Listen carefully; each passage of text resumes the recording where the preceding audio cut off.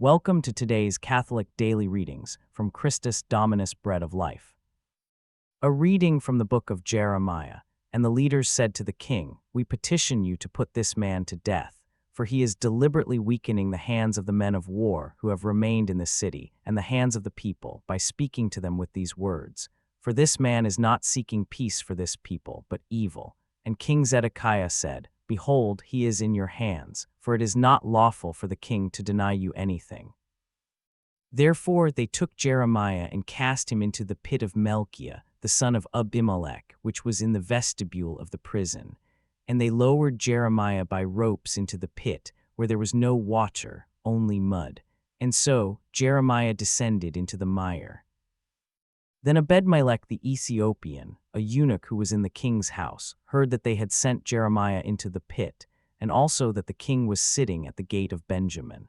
And so Ebed-melech departed from the king's house, and he spoke to the king, saying, "My lord the king, these men have done evil in all that they have perpetrated against Jeremiah the prophet, casting him into the pit, so that he may die there from famine, for there is no more bread in the city."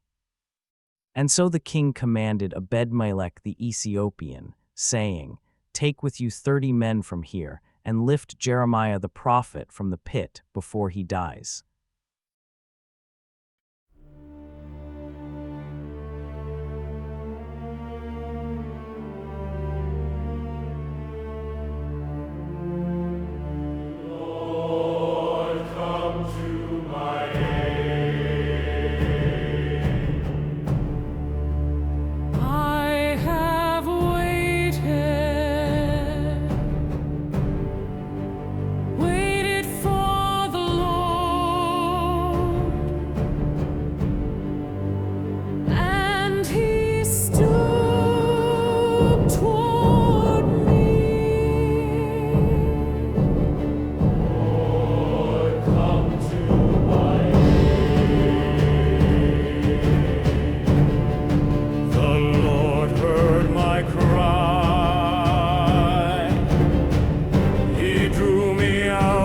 Pit of destruction, out of the mud of the swamp, he set my feet upon a crag, he made firm my steps. Lord, come to my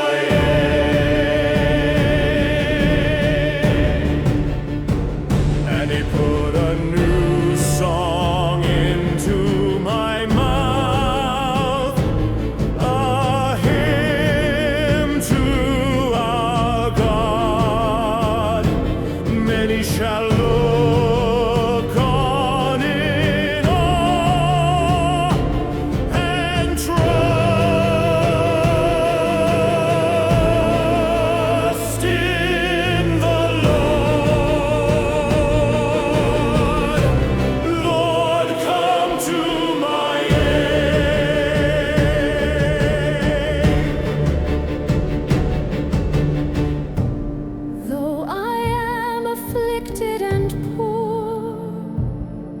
Yet the Lord thinks of me. You are my help and my deliverer, oh my God.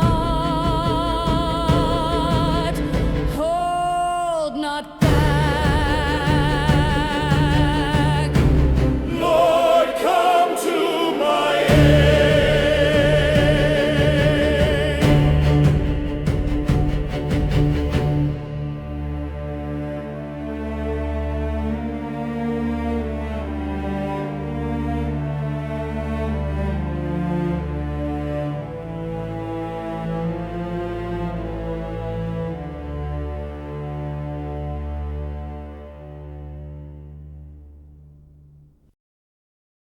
A reading from the letter to the Hebrews. Furthermore, since we are surrounded by so great a cloud of witnesses, let us set aside every burden and sin which may surround us, and advance through patience to the struggle placed before us. And let us gaze upon Jesus, the author and the completion of our faith, who, having joy laid out before him, endured the cross, disregarding the shame, and who now sits at the right hand of the throne of God. So then, meditate on him who endured such great opposition from sinners against himself, so that you may not become weary, failing in your souls.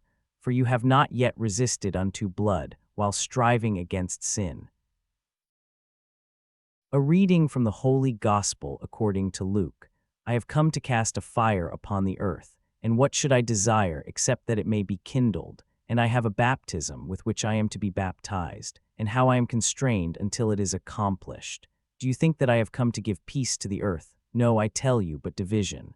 For from this time on there will be 5 in one house, divided as 3 against 2, and 2 against 3.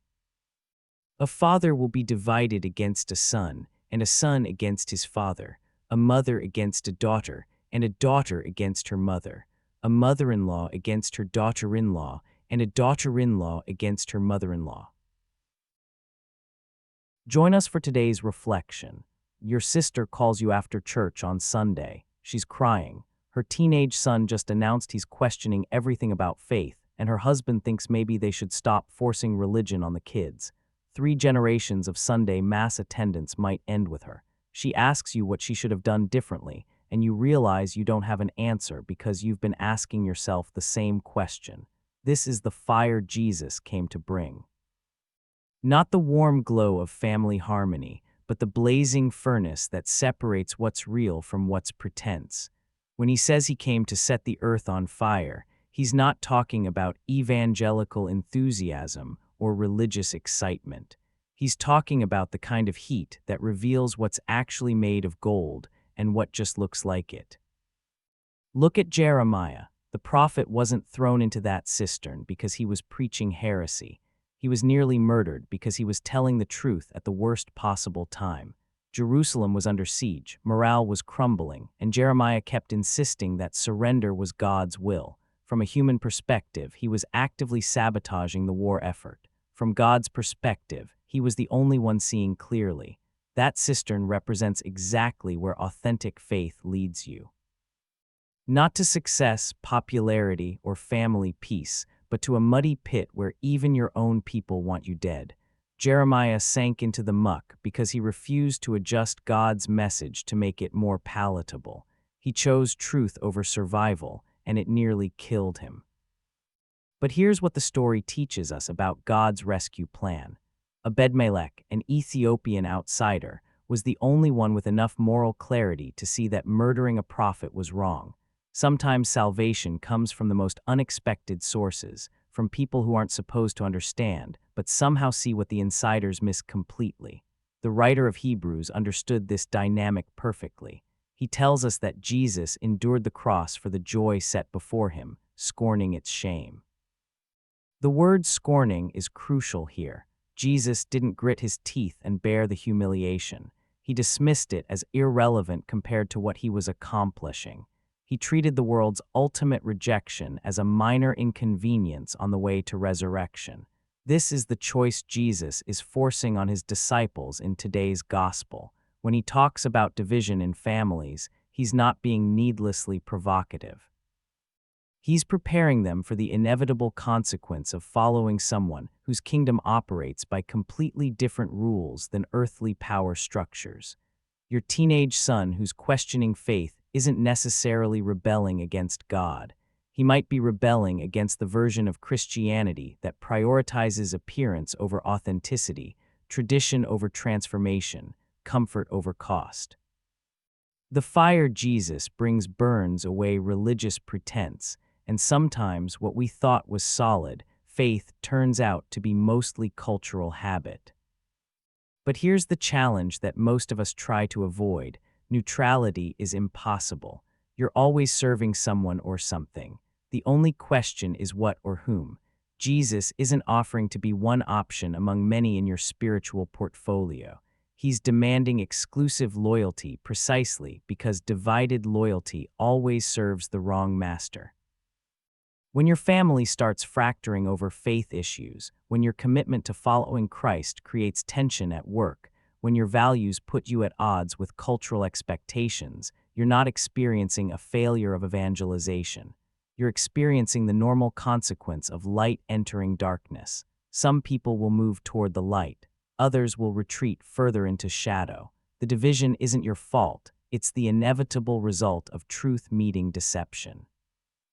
The writer of Hebrews calls us to run the race with perseverance, keeping our eyes fixed on Jesus.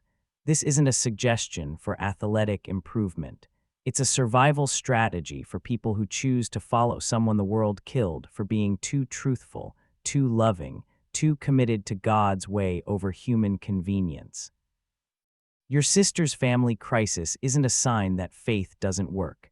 It might be the first sign that it's finally working the way it's supposed to, burning away everything that was built on human approval rather than divine calling. The question isn't whether following Christ authentically will cost you relationships and comfort. The question is whether you'll pay the price when the bill comes due.